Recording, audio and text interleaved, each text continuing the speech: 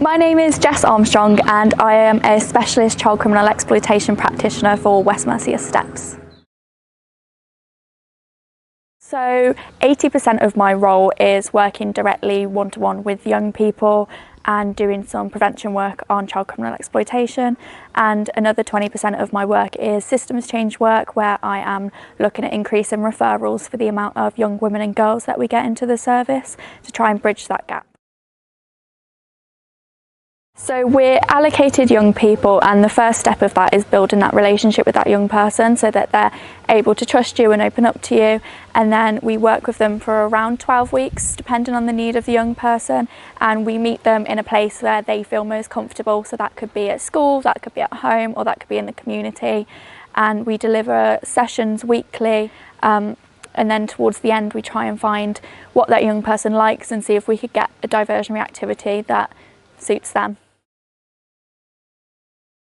I think it makes a big difference to the lives of young people. I think the young people that we work with specifically may not be known to other services or may not have had support before.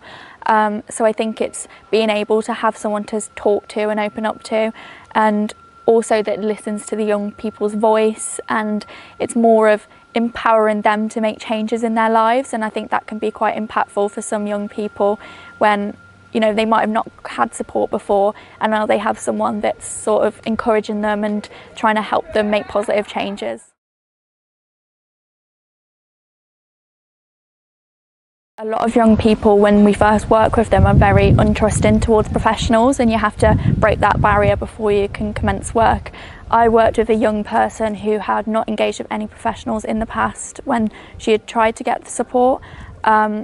So it was just about building that relationship and, thinking outside the box of what do they like, what can I speak about what they like. I've played football with young people, which is out of my scope. I've watched Love Island with young people just to build that trust, and because that can be the most difficult part in the beginning. I think it's mostly about raising awareness and education. A lot of young people we work with, they would say I would never be groomed, and then when you actually go into it and talk about it further, they realise that actually every child's at risk. And I think it's, we look at things that are specific to a young person, so that might be things like antisocial behaviour, and so they don't realise sometimes what consequences can be. And I think it's just teaching them what the consequences are, what can happen, and what you want for your life, and then we can work to sort of change that around.